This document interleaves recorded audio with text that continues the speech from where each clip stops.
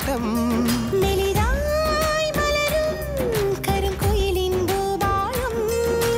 இரண்டும் ஒன்றாய் உலவும் அழகு மனம் சுந்தரகாண்டம் இது சுந்தரகாண்டம் மனதுகள் தோறும் எங்க மந்திர ஜாலம் ஆயிரம் பூக்கள் சிலரது வார்த்தையிலே ஆயிரம் தேள்கள் சிலரது பார்வையிலே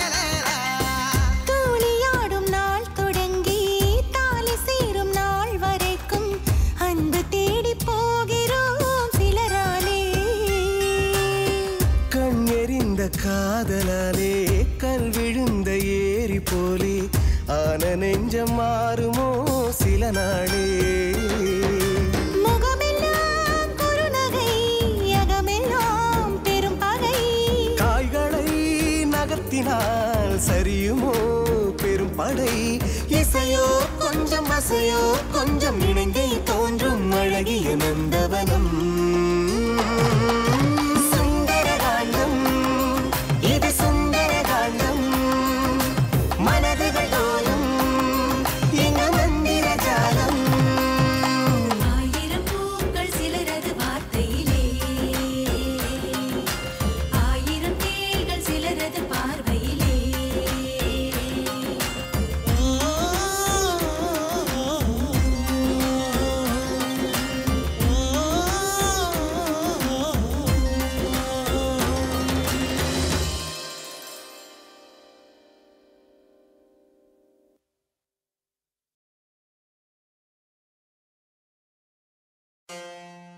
உங்க புள்ளைய நாங்க எப்படியெல்லாம் பேசியிருப்போம், திட்டியிருக்கோம்.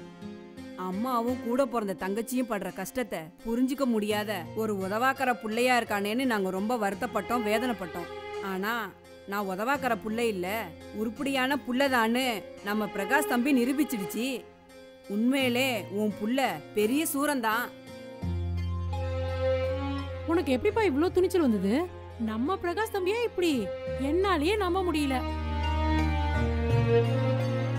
அந்த பொம்பளைக்கு என்ன ஒரு சுயநலம் பாருக்கா. தான் வீட்டுல புதையல் இருக்குன்னு தெரிஞ்சா மந்திரமாயம் செஞ்சாவது வெளியில எடுக்கணும்னு தானே தோணும். ஆனா எல்லாருக்கும் அந்த ஆசை இருக்கதானக்கா செய்யும். அந்த மாதிரி ஒரு புதையல் என் வீட்டுல இருக்குதுன்னு எனக்கு மட்டும் தெரிஞ்சிருந்தா எப்பாடு பட்டாவது எடுத்திருப்பேன். ஏமா அவங்கள போலீஸ் புடிச்சிட்டு போன மாதிரி நீயும் போகணும்னு ஆசைப்படுறியா? அது ஆர்ப்பாட்டம் பண்ணி மாட்டிக்கிச்சு. நான் கமுக்கமா வேலையை முடிச்சிருப்பேன்ல. இது நல்லா இருக்குக்கா. அங்கங்க புதையல் கிடைக்குதுன்னு நாம அப்பப்போ பேப்பர்ல படிக்கிறோம், கேள்விப்பட்டுட்டு இருக்கோம். அப்படி புதையல் கிடைக்குதுங்கிறது உண்மையா கூட இருக்கலாம். ஆனா ஒரு கன்னி பொண்ணை உட்கார வச்சு சாமியார் மூலமா கன்னி பூஜை பண்ணா அந்த புதையல் மேல வரும், இல்லைன்னா உள்ள போயிடுங்கிறதெல்லாம் மூட நம்பிக்கை இல்லையா? இதையெல்லாம் நீங்க நம்பலாம், மாட்டிக்க மாட்டோன்னு நீங்க நினைக்கலாம். ஆனா எப்படியும் இந்த விஷயம் அம்பலத்துக்கு வந்துதானே ஆகணும். அப்புறம் அந்த காளீஸ்வரி அம்மா அவங்க பொண்ணு மாதிரி உங்க வாழ்க்கையும் மாறிடும். இதெல்லாம் உங்களுக்கு தேவையா? உழைச்சு சம்பாதிக்கிற பணத்துல கிடைக்கிற சந்தோஷம் புதையல கிடைச்சிடுமா என்ன? அட போ சக்தி, நீ எப்பவும் இப்படிதான் விட்டோத்தியா பேசுவ. நானு 2 பொம்பளை பிள்ளைய பெத்து வச்சிருக்கிறேன். அதுங்களை படிக்க வச்சு ஆளாக்கி கட்டி கொடுக்கணும். ஒரு ஆம்பளை சம்பாதிச்சு இதெல்லாம் பண்ண முடியுமா? புதையல் கிடைச்சாதான் இதெல்லாம் உண்டு. சரி, என் புருஷன் வேலை முடிஞ்சு வர நேரம் ஆயிடுச்சு. நான் இல்லைன்னா குய்யோ முய்யன்னு கத்துவாரு. சரி, நான் வரேம்மா. பிரகாஷ் தம்பி வரட்டுமா? நாங்களும் வரோம். நானும் போயிட்டு வரேன். அண்ணா, இப்ப வலி எப்படின்னா இருக்கு? பரவாயில்லம்மா. ஏதோ கடவுள் புண்ணியத்துல உனக்கு எதுவும் பெருசா ஆகாம காப்பாத்தி விட்டுட்டாரு. அடிச்சு அடியில மூளைகளை கலங்கிருந்தா என்ன ஆயிருக்கும்? பொம்பளையாவ ராட்சசி, அவளுக்கெல்லாம் நல்ல கதியே வராது. பிரகாஷ், உனக்கு ஒன்னும் ஆயிடாத மாதிரி பூவரசியும் அதே மாதிரி காப்பாத்தினியப்பா. ராத்திரி 10:30 மணிக்கு மேல சக்தி உன்னை கேட்டு ஃபோன் பண்ணியிருந்தா. இல்லனா உங்க கதி என்ன ஆயிருக்கும்? நீ அவ வீட்டுக்கு போன விஷயத்த நான் கூட சொல்லி திட்டிக்கிட்டே இருந்தேன். நாரதர் கலகம் நல்லதுல முடியும்னு சொல்லுவாங்க. அது போலவே ஆயிடுச்சு. சக்தி, நீ போய் ஃப்ரெஷ் ஆயிட்டு வா. நான் போய் தோசை ஊத்துறேன்.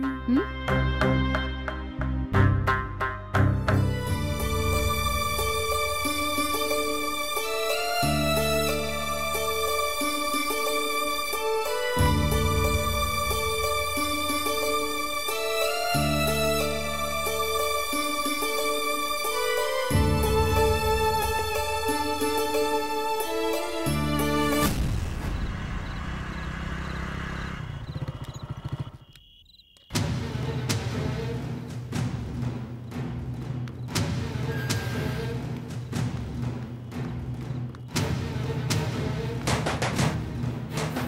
யாரது? யாரப்பா அது? யாருன்னு கேக்குறேன்ல.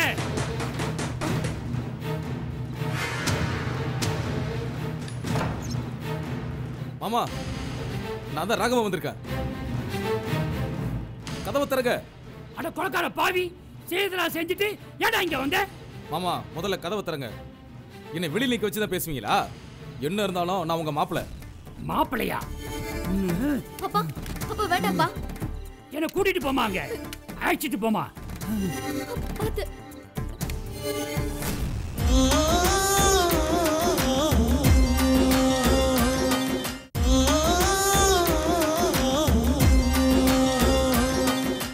மாப்பிள்ளையா? அப்பா அப்பா வேண்டாம்ப்பா. என்ன கூட்டிட்டு போமாங்க, அழைச்சிட்டு போமா. பார்த்து.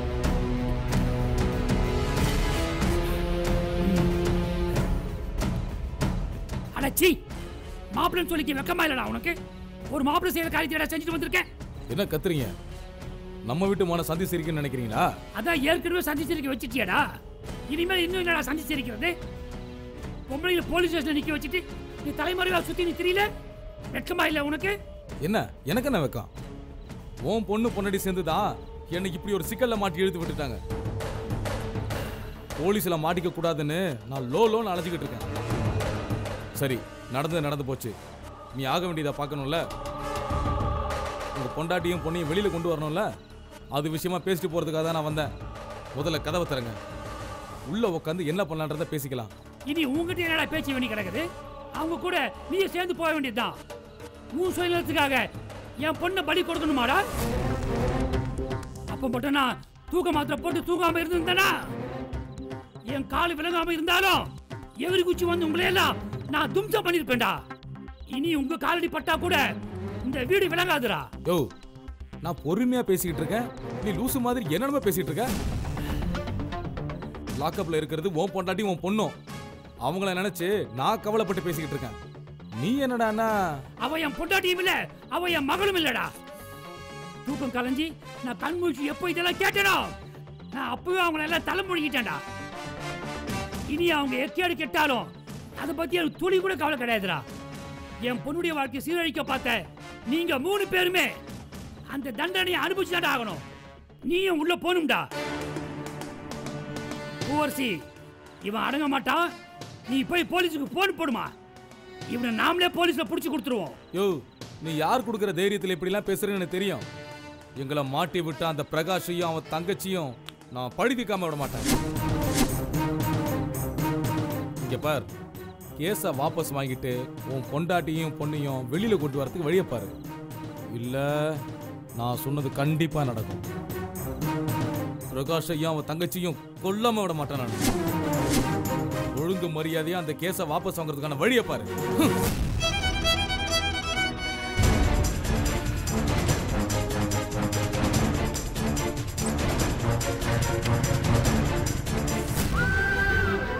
என்னப்பா இப்படி எல்லாம் பேசிட்டு போறான்?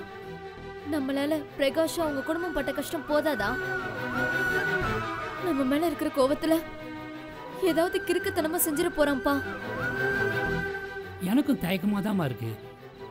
எதுக்கோ சக்திக்கு ஒரு போனை போட்டு விஷயத்தை சொல்லிடுமா. சரிப்பா.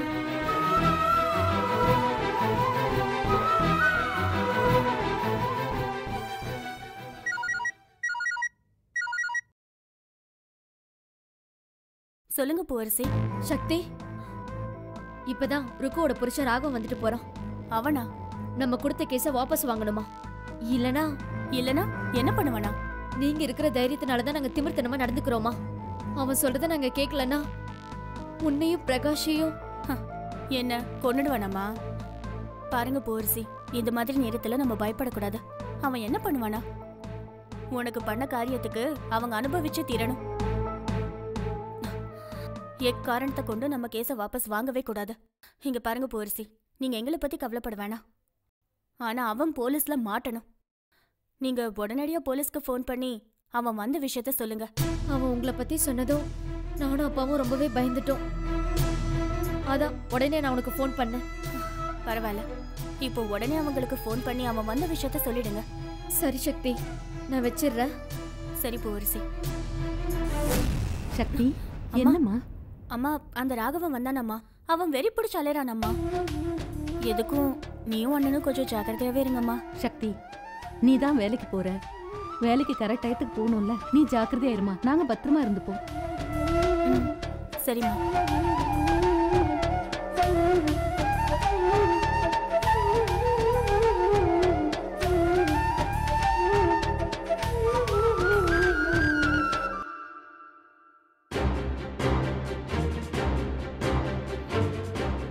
Hello, police station.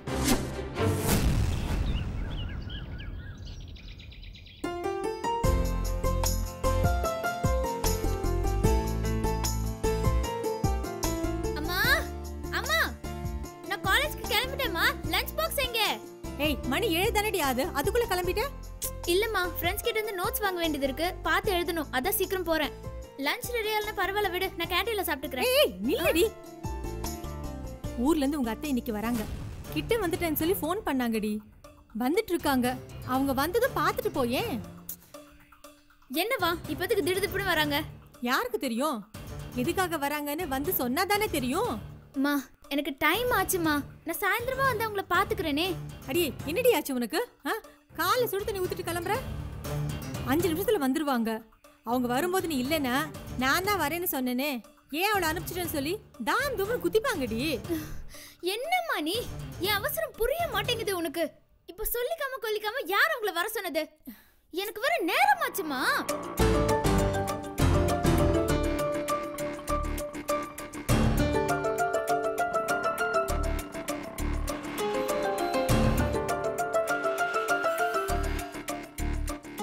அண்ணி, காமாட்சி எப்படி இருக்க? அண்ணி நல்லா இருக்கேன் அண்ணி. நீங்க எப்படி இருக்கீங்க? நாங்க எல்லாம் நல்லா இருக்கோம். ஊர்ல எல்லாம் சௌக்கியமா? எல்லாரும் சௌக்கியம், ஒரு குறையும் இல்ல. என்னடி மருமகளே, அத்தை இவ்வளவு தூரம் தேடி வந்திருக்கேன், என்ன ஏதுன்னு கேட்க மாட்டியா? அத்தைக்கு இப்பதான் எங்க வீட்டுக்கு வழி தெரிஞ்சதோ. அடி அத்தி, என் மருமகளுக்கு கோவத்தை பாரு.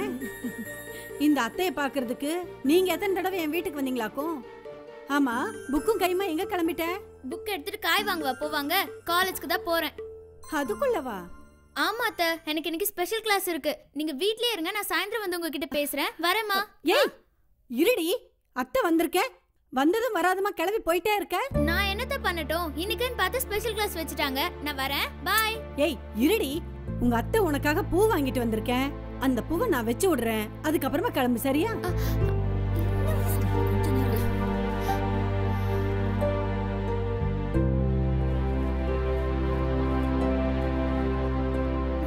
டைம் ஆகுது அத்தை. சும்மா ரெடி. அத்தை விட உனக்கு காலேஜ் ரொம்ப முக்கியமா போச்சோ?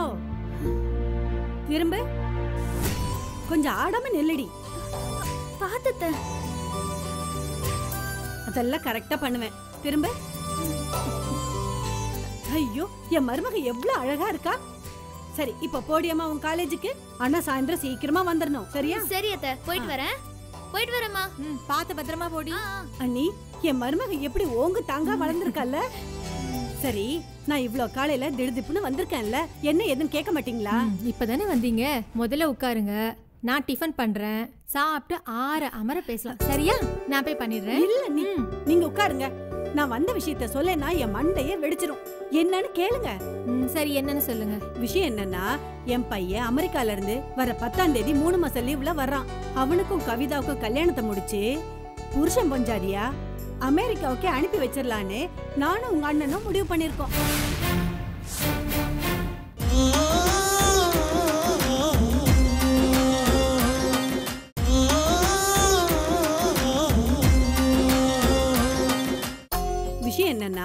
என் பையன் அமெரிக்கால இருந்து வர 10ஆம் தேதி 3 மாசம் லீவ்ல வர்றான். அவனுக்கும் கவிதாவுக்கும் கல்யாணத்தை முடிச்சு புருஷன் பஞ்சாதியா அமெரிக்காவுக்கு அனுப்பி வச்சிடலான்னு நானும் உங்க அண்ணனும் முடிவு பண்ணிருக்கோம். வெண்ணைய கையில வச்சுக்கிட்டு நெய்க்கு அலைவாங்களா என்ன? பொண்ணு சொந்தத்திலேயே இருக்கும்போது வெளியே எதுக்கு தேடணும்? இது விஷயமா பையன் வரதுக்குள்ள நாம கலந்து பேசிக்கலாம் தான் நான் அவசர அவசரமா கிளம்பி வந்தேன். அதுக்கு என்ன காமாட்சி, பொண்ணு அந்நியத்துல கொடுக்காம நம்ம சொந்தத்திலேயே கொடுத்தா எங்களுக்கும் நிம்மதியா இருக்கும்ல. என்ன கவிதா படிச்சு முடிக்கணும்னு சொல்லுவா, அவரும் ஊர்ல இல்ல. ஏற்கனவே நம்ம பேசி முடிச்ச விஷயம் தானே. கதிர் தூங்கிட்டு இருக்கான், அவனும் வரட்டும், அவன்கிட்ட ஒரு வார்த்தை கேட்டுக்கலாம்.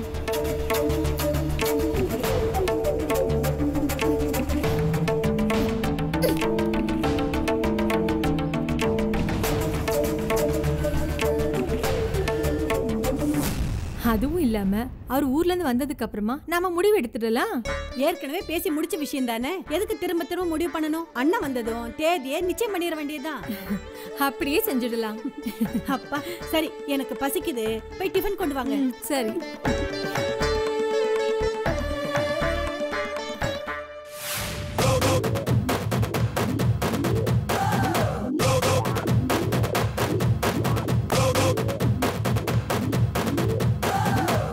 கவிதா ஃபோன் பண்ணா, ஏதோ என்கிட்ட பேசணும் வேற சொன்னா.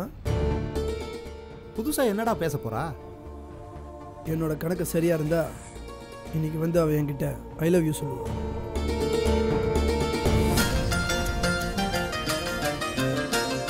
டேய் வந்துட்டாடா.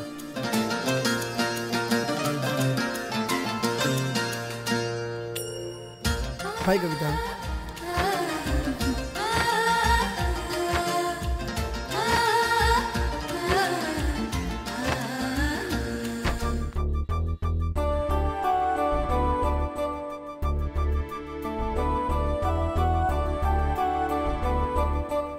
நான் உங்ககிட்ட கொஞ்சம் தனியா பேசணும்.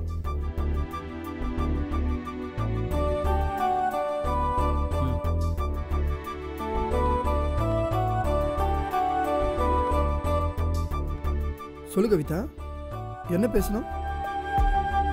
இல்ல அது வந்து சொல்லு கவிதா. இன்னைக்கு என் அத்தை ஊர்ல இருந்து வந்திருக்காங்க. சரி. என் அத்தை பையன் யூஎஸ்ல இருந்து வரானா, அவனுக்கு கல்யாணம் பண்ணணும்னு முடிவு பண்ணிருக்காங்க. எங்க வீட்லயும் அவங்க வீட்லயும் ஏற்கனவே பேசி வச்சிருந்ததுதான். என்ன அவங்க பையனுக்கு கட்டி கொடுக்கணும்னு பொண்ணு கேட்டு அத்தை வந்திருக்காங்க. அப்படியா? நல்ல விஷயம் தானே. முறை பையன் அமெரிக்காவில் வேற வேலை, அவனை கல்யாணம் பண்ணிக்கிட்டா உன் லைஃப் நல்லா இருக்கும்ல.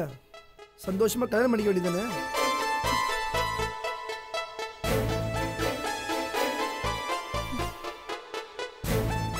ஆமா, இந்த விஷயத்தை எதுக்காக என்கிட்ட சொல்ற? உன் கல்யாணத்தில் எதனா சிக்கல் வரணும் பயப்படுறியா? உனக்கு ஹெல்ப் வேணுமா? என்கிட்ட சொல்லு, உனக்காக நான் என்ன வேணா பண்ண தயாரா இருக்கேன். நான் என்ன சொல்ல வரேன்னு தெரிஞ்சுக்காம நீங்களே எதோ சொல்லிட்டு இருக்கீங்க.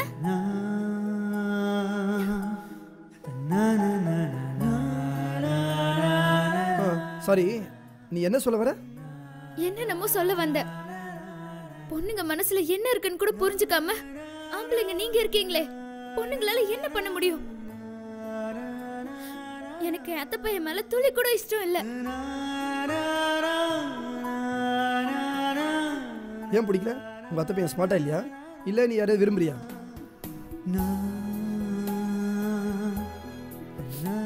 கவிதா நில்லு.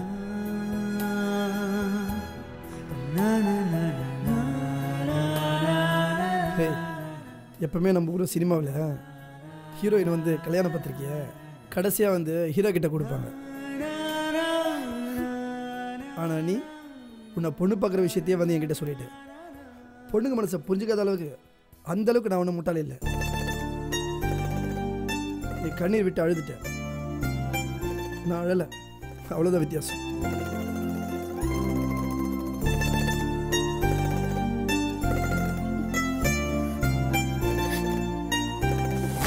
என்னடி பார்க்குற? இத்தனை நாளாக உன்னையே சுற்றி சுற்றி வந்துட்டு உன்னை இன்னொருத்த கட்டிட்டு போய் விட்டுருவேனா? ஐ லவ் யூன்னு சொல்லத்தானே வந்த? சொல்லுடி. என்ன ராகுல் அப்படி பார்க்குற? கவிதா, நீ என் மனசில் எப்போ வந்துட்ட. ஆனால் நான் உன் மனசில் இடம் பிடிக்க இத்தனை நாள் ஆயிடுச்சுல. உன்னால் சொல்ல முடியல, சரி நானே சொல்கிறேன்.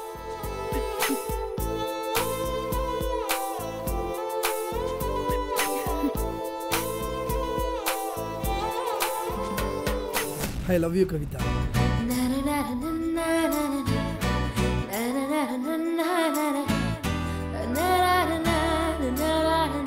I love you, Kavita.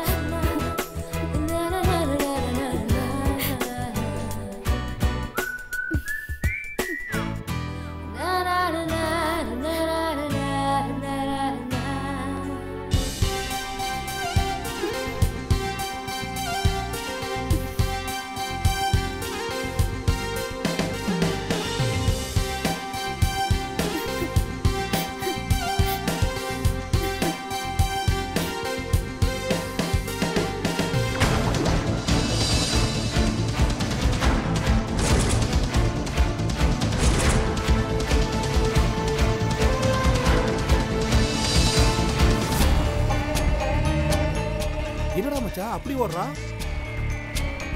நான் முதல்ல அவளை சந்திச்சப்ப அவ தவறு விட்ட கட்சி எடுத்து கொடுத்தப்ப வாங்கிக்காம முகத்தை திருப்பிட்டு போனால, இன்னைக்கு அவளே வாங்கிட்டு போற பத்தியா? அப்படியா? இதுக்கு என்னடா அர்த்தம்? புரியல? ஐ லவ் யூன்னு அவ சொல்ல வந்துட்டு என்ன சொல்ல வச்சு கேட்டுட்டு சந்தோஷத்துலேயே அவள் ஓடுறாடா. ஆனால் அவளை அடையணுன்றதுன்னு உன்னோட லட்சியம். அதுக்கான முதல் ஸ்டெப் தான்டா இது. கூடி சீக்கிரம் அதுவும் நடக்கும்.